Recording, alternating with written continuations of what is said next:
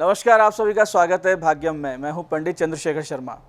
दर्शकों, शुरुआत करते हैं आज के सुंदर दिन की ईश्वर के स्मरण और पंचांग के ज्ञान से, क्योंकि पंचांग का ज्ञान जहां आपके लौकिक कार्यों की सिद्धि की चाबी है, वहीं ईश्वर का स्मरण आपकी आत्मिक उन्नति का आधार।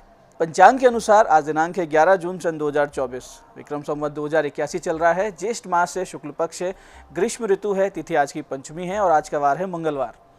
आज अश्लेषा नक्षत्र है, रात्रि 11:39 तक, आगे मघा नक्षत्र है। योग व्याघात है, दोपहर बाद 4:46 तक, आगे फिर हर्षण योग है। योग की दृष्टि से आज का दिन मिले जुले प्रभाव वाला है। करण बालव है, शाम 5:29 तक, आगे भवकरण रहेगा। सूर्योदय का समय दर्शकों सुबह 5:32 का था और सूर्यास्त का समय शाम को 7:20 का है। आज का राहु काल दोपहर बाद 3 से 4:30 तक रहेगा। इसे पूरी तरीके से टाल दीजिएगा। इसमें कोई शुभ कार्य शुरू नहीं करते हैं और लंबी यात्रा पे नहीं निकलना चाहिए। अभिजीत मुहूर्त आज दिन में 11:58 से दोपहर 12:54 के बीच है। दिन में 2 बार दुष्ट मुहूर्त भी रहेंगे, इन्हें ध्यान से समझ के सूझबूझ से टाल दीजिएगा। यह है सुबह 8:17 और सुबह 9:13। आज का दिशाशूल दर्शकों उत्तर दिशा में। तो पहली कोशिश तो यही कि उत्तर दिशा की यात्रा को आप टाल दें, लेकिन अगर जाना बहुत जरूरी है, अनिवार्य रूप से आपको उत्तर की यात्रा करनी है, तो एक छोटा सा परिहार कर लीजिए। परिहार होगा कि उत्तर की ओर मुख करके आपको गुड़ खाना है थोड़ा सा और 5 कदम पीछे चल लें और इस दौरान अपने इष्ट को अपने हृदय में स्थित माने, उनसे प्रार्थना करें, ध्यान करें और फिर इस दिशा की यात्रा करें। तो यात्रा बहुत अच्छी रहेगी, दिशाशूल परेशान नहीं करेगा। आज का शुभ समय दर्शकों, यानी आज के दिन का सदुपयोग करने का जो समय है वो है सुबह 9 बजे से लेकर दोपहर 2 बजे तक। तो उसका पूरा सदुपयोग कीजिए। आज की चंद्र राशि दर्शकों कर्क है, यानी चंद्रमा अपनी स्वयं राशि से गोचर कर रहे हैं, जिससे आज का दिन सभी 12 राशियों के लिए कुछ इस प्रकार रहने वाला है। सबसे पहले बात करते हैं मेष राशि की। मेष राशि वालों को भावनात्मक उतार चढ़ाव का सामना करना पड़ सकता है। इमोशनल बहुत ज़्यादा अप डाउन्स आएंगे। वृष राशि वाले अपनी माता और बहन से पाएंगे आशीर्वाद और जीवन में आगे बढ़ने के लिए सपोर्ट। मिथुन राशि वाले आज अपने मधुर व्यवहार के लिए जाने जाएंगे। वहीं कर्क राशि वाले अति भावुकता पर अपने नियंत्रण रखें और अपने आप को एक सॉफ्ट टारगेट के रूप में न दर्शाएं। वहीं सिंह राशि वाले ध्यान रखें कि आज ऐशो आराम में ही बहुत ज़्यादा खर्चा ना हो जाए आपका। ऐसे ही कन्या राशि वालों की कोई मनोकामना अचानक से पूरी होती हुई दिखेगी। ऐसे ही तुला राशि वाले, ऐसे लोग जो राजनीति में या जन सेवा से जुड़े हैं, उनके लिए बहुत ही योग कारक दिन है। वृश्चिक राशि वाले भाग्य से पाएंगे एक ठोस और नई शुरुआत। वहीं धनु राशि वाले हृदय से संबंधित समस्या और यूरिन इन्फेक्शन के प्रति थोड़े सावधान रहें। मकर राशि वाले साझेदारी के कार्यों में लाभान्वित होते दिखेंगे। वहीं कुंभ राशि वाले ध्यान रखें कि आज ससुराल वालों से कोई विवाद ना हो जाए आपका। ऐसे ही मीन राशि वाले आज बहुत ही समझदारी से कोई महत्वपूर्ण मसला सुलझा लेंगे। अब करते हैं आज के दिन की ज्ञान चर्चा, जो आपकी अंतर्दृष्टि, हमारी अंतर्दृष्टि प्रज्ञा को जागृत कर देगी, हमारे चरित्र को, व्यक्तित्व को उन्नत कर देगी। फिर आगे समझेंगे उन विशिष्ट उपायों को जो आपको समस्याओं से बाहर ले आते हैं और जीवन में सफल बना देते हैं। अंत में करेंगे आज के दिन की ज्योतिष मंत्रणा और समाधान। दर्शकों, जैसी दृष्टि वैसी सृष्टि। आप जिस नज़र से संसार को देखते हैं, वैसा ही संसार भी आपके लिए बन जाता है। जैसे कि एक जेब कतरे के लिए संसार जेब से ज़्यादा कुछ भी नहीं है, क्योंकि उसकी दृष्टि वहीं अटकी रहती है। ऐसे एक संत के लिए सृष्टि उसके इष्ट का विस्तार मात्र होता है। जैसा कि मानस में तुलसी बाबा कहते हैं कि सिया राम मैं सब जग जानी, और उनके लिए ये जो समस्त संसार है, ये उनके युगल सरकार यानी सीताराम जी का ही साकार प्रत्यक्ष रूप है, उनका लीला का विलास था। वास्तव में दृष्टि ही वही है जो कि शुद्ध हो, परिष्कृत देख पा रही हो, जिसे भेद से मुक्ति मिल चुकी हो और जो दोष से रहित हो चुकी हो।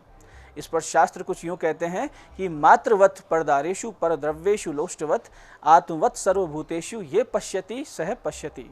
यानी जो दूसरे की पत्नी को मातृवत देखते हैं, दूसरे के द्रव्य को मिट्टी के पिंड के भांति देखते हैं, और भूत मात्र को यानी कि हर एक तत्व को, जीवित मृत चलायमान स्थिर वस्तु को, प्राणी को आत्मवत यानी अपने के समान, अपने जैसा देखते हैं, वही सत्य में देख पाते हैं, यानी उसी की दृष्टि खुली हुई रहती है। तो इस प्रकार की दृष्टि ईश्वर की कृपा से हमारी खुले, हम समभाव रखें, बुरा ना सोचें ना बुरा देखें और संसार को बहुत शुद्ध दृष्टि से देखें। इसका अभ्यास करें। यही आज की ज्ञान चर्चा का सार है। अब बात करते हैं उन विशिष्ट उपायों पर जिनकी सहायता से हमें ईश्वरीय प्रेरणा और शक्ति स्रोत प्राप्त होता है और हमारे संकटों का नाश होता है। सबसे पहले बात करते हैं उनकी जिनका जन्मदिन है। तो जिनका जन्मदिन है, आप लोग आज सुबह 10:15 से 11:30 के बीच भगवान गणेश जी को तिल गुड़ का भोग लगाएं, गणेश सहस्त्र नाम का एक पाठ करें और शाम 5:30 तक भगवान हनुमान जी के मंदिर में 5.25 किलो बूंदी के लड्डू अर्पित कर बच्चों में बांट दें। आप ऐसा करेंगे, आने वाला वर्ष बहुत ही सुंदर अनुकूल रहेगा आपके लिए। ऐसे दर्शकों, जब भी अत्यंत विपरीत दशा चल रही हो और बहुत ही ज़्यादा परेशान हो गए हो, हर तरफ से सहयोग मिले, कहीं से भी ना कोई सपोर्ट सिस्टम बने, ना कोई ऐसी उम्मीद की किरण, कोई आशा दिखाई पड़े, तो ऐसी स्थिति में माता दुर्गा की शरण लेनी चाहिए और तन मन धन से भगवती के प्रति समर्पित होकर अपनी पीड़ा का निवारण मांगना चाहिए। आप यकीन मानिए, आप ऐसा करेंगे तो भगवती तो बहुत ही बड़ी दयामयी है और थोड़े से साधन भजन से, थोड़े से उपाय से, थोड़े से भाव से बहुत जल्दी पसीज कर आपके सारे कष्टों को दूर कर देती है। तो ऐसी विकट परिस्थिति आपके साथ बने, आप बुरी तरह फंस जाएं किसी भी स्थिति में, तो करना यह है कि नित्य प्रातः भगवती के मंदिर जाएं। यथाशक्ति कोई भी एक फल भगवती के निमित्त लेके जाएं। वहाँ मंदिर में बैठकर सबसे पहले गणेश शतनाम स्तोत्र का पाठ करें, फिर शिव शतनाम स्तोत्र का पाठ करें, उसके बाद में श्री दुर्गा शतनाम स्तोत्र का एक पाठ करें और अंत में जब ये तीनों आप पाठ कर चुके हों तो ये बहुत ही सिद्ध सटीक मंत्र का बिना गिने मन लगाकर 20 से 30 मिनट जप करें। थोड़े दिन बीतेंगे, 10-20 दिन बीतेंगे, आप देखेंगे जीवन से कष्ट बिल्कुल गायब हो रहे हैं। निश्चित रूप से आपकी संकटों का नाश हो रहा है, आप जीवन में आगे बढ़ने लगे हैं।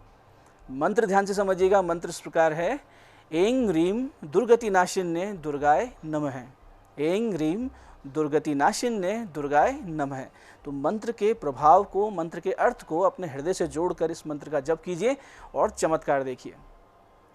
ऐसी दर्शकों, जिन लोगों को आगामी समय में किसी बहुत बड़ी बिजनेस डील में जाना है, कोई बहुत बड़ा कार्य करना है, या आप किसी जॉब के लिए कोशिश कर रहे हैं, वहाँ जाना है, इंटरव्यू देना है, या फिर आप किसी मंच संचालन का कार्य करते हैं, लोगों के सामने आपको बोलना पड़ता है, जनसभा संबोधित करनी होती है, एंकरिंग करनी होती है, ऐसे लोग जो कोई नया काम कर रहे हैं उसके लिए उनको फंड चाहिए, पैसे चाहिए और उसके लिए भी मीटिंग्स करनी पड़ती है।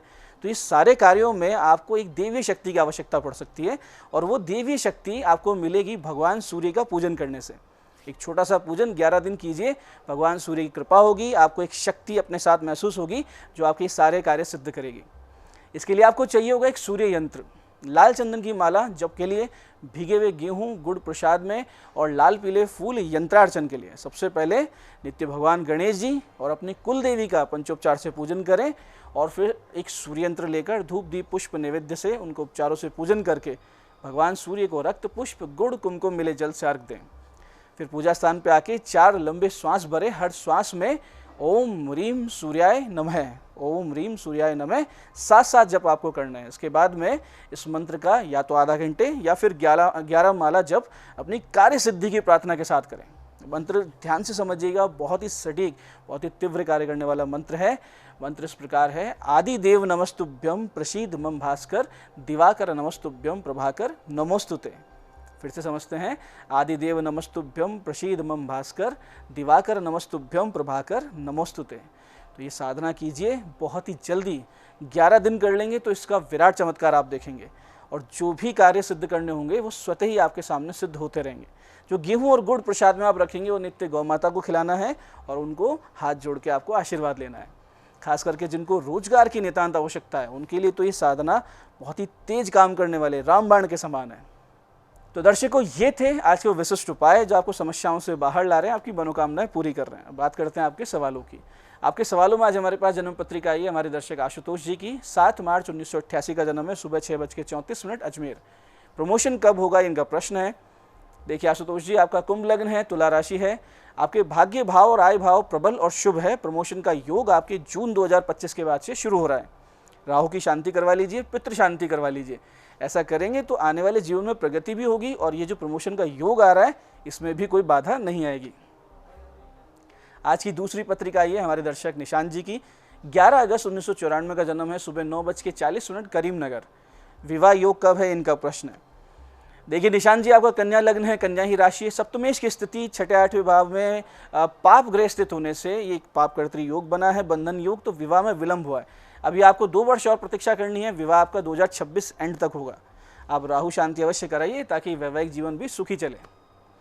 आज की तीसरी पत्रिका आई है हमारी दर्शक सविता जी की। 15 जनवरी सन 2006 का इनका जन्म है, दोपहर बाद 2:45 जयपुर। फर्दर स्टडीज़ कैसी रहेगी अब, ये इनका प्रश्न है। देखिए सविता जी, आपका वृष लग्न है, कर्क राशि है, पंचमेश बुध यानी जो पढ़ाई का ग्रह है वो अस्त है। इससे पढ़ाई लिखाई में समस्या आ सकती है। कुंडली के योग भी ये दिखा रहे हैं कि आपको अपनी एजुकेशन से कोई विशेष लाभ होता हुआ नहीं है।